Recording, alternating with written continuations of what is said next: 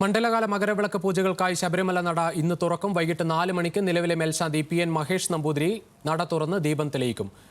ശബരിമലയിൽ നിന്ന് ശ്രീരാജ് ബാബു ചേരുകയാണ്. ശ്രീരാജ്, ഭക്തരെ അങ്ങോട്ടേക്ക് കടത്തിവിട്ടു തുടങ്ങിയോ? നിലവിൽ പോലീസിന്റെ ക്രമീകരണങ്ങൾ എങ്ങനെയാണ്?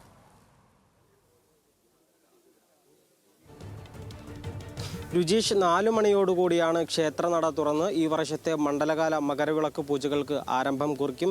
ഏകദേശം 1 മണിയോടുകൂടി പമ്പയിൽ നിന്നും ക്ഷേത്ര ദർശനത്തിനെത്തുന്ന ഭക്തന്മാരെ സന്നിധാനത്തേക്ക് കയറ്റിവിടുമെന്നായിരുന്നു നേരത്തെ അറിയിച്ചത്. ഇപ്പോൾ 1 മണി പിന്നിട്ടിരിക്കുന്നു. അപ്പോൾ ക്ഷേത്ര ദർശനത്തിനെത്തിയ അയ്യപ്പ ഭക്തരെ സന്നിധാനത്തേക്ക് കയറ്റിവിട്ട് തുടങ്ങിയിട്ടുണ്ട്. എന്തായാലും വിപുലമായ ഒരുക്കങ്ങൾ തന്നെയാണ് സംസ്ഥാന സർക്കാരും അതുപോലെ തന്നെ ദേവസ്വം ബോർഡും ഈ മണ്ഡലകാല മകരവിളക്ക് പൂജകൾക്ക് വേണ്ടിയിട്ട് ഒരുക്കിയിട്ടുള്ളത്. പമ്പയിൽ എത്തുന്ന ഭക്തർക്ക് വിരിവയ്ക്കാനുള്ള വിപുലമായ സൗകര്യവും പമ്പയിൽ തന്നെ ഒരുക്കിയിട്ടുണ്ടായിരുന്നു. അതുപോലെ തന്നെ 8 പുതിയ നടപ്പന്തലുകൾ ഉൾപ്പെടെ ദേവസ്വം ബോർഡിന്റെ നേതൃത്വത്തിൽ തയ്യാറായി കഴിഞ്ഞിരിക്കുന്നു.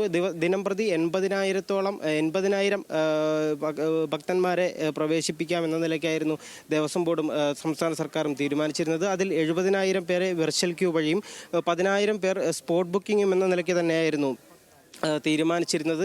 സ്പോട്ട് ബുക്കിംഗ് എല്ലാം വളരെ വേഗത്തിൽ തന്നെ ഫില്ലാകുന്ന ഒരു സാഹചര്യമാണ് നിലവിലുള്ളത്. സ്പോട്ട് ബുക്കിങ്ങിനെ കൂടുതൽ സർക്കാർ പ്രോത്സാഹിപ്പിക്കുന്നു, അല്ലെങ്കിൽ വെർച്വൽ ക്യൂവിനെ സർക്കാർ കൂടുതൽ പ്രോത്സാഹിപ്പിക്കുന്നു. വെർച്വൽ ക്യൂ വഴിയുള്ള വെർച്വൽ ക്യൂ മുഖേന എത്തുന്ന ഭക്തജനങ്ങളുടെ തിരക്കും, അതായത് വെർച്വൽ ക്യൂ വേഗം പൂർത്തിയാകുന്നു എന്നത് തന്നെയാണ് നമുക്ക് മനസ്സിലാക്കാൻ സാധിക്കുന്നത്. അപ്പോൾ അത്തരത്തിൽ വിപുലമായ സൗകര്യങ്ങൾ തന്നെയാണ് സർക്കാർ ഇതിന്മേൽ ഒരുക്കിയിട്ടുള്ളത്.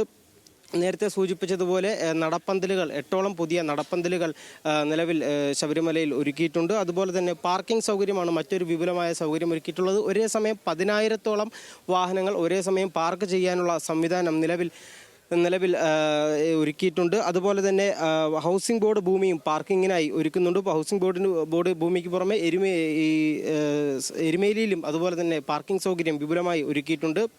മറ്റൊന്ന് സ്പോട്ട് ബുക്കിംഗ് ആണ്. സ്പോട്ട് ബുക്കിങ്ങും കൃത്യമായ രീതിയിൽ 3 സ്ഥലങ്ങളിലായി തന്നെ ഒരുക്കിയിട്ടുണ്ട്.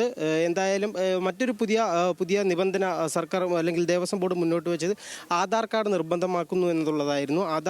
ഒറിജിനൽ ആധാർ കാർഡ് എന്നല്ല, പകരം ആധാർ കാർഡ് നമ്പർ അത് വേണം ക്ഷേത്ര ദർശനത്തിനെത്തുന്ന അയ്യപ്പ ഭക്തർക്ക് എന്ന നിലയ്ക്ക് സർക്കാർ ഒരു തീരുമാനമെടുത്തിരുന്നു. അത്തരത്തിലുള്ള പല നിബന്ധനകളും നിലവിലുണ്ട്. എന്നാൽ ഈ നിബന്ധനകൾ എല്ലാം അതിനോടൊപ്പം തന്നെ വലിയ രീതിയിലുള്ള വിപുലമായ സൗകര്യങ്ങളും അല്ലെങ്കിൽ വിപുലമായ ഒരുക്കങ്ങളും സർക്കാർ. ശരി ശ്രീരാജ്, മണ്ഡലകാല മകരവിളക്ക് പൂജകൾക്കായി ശബരിമല നട ഇന്ന് വൈകിട്ട് 4 മണിക്ക് തുറക്കും. ഒരുക്കങ്ങളെല്ലാം ശബരിമലയിൽ പൂർത്തിയായി. ശ്രീരാജ് ബാബുവാണ് ശബരിമലയിൽ നിന്ന് വിവരങ്ങൾ നൽകിയത്.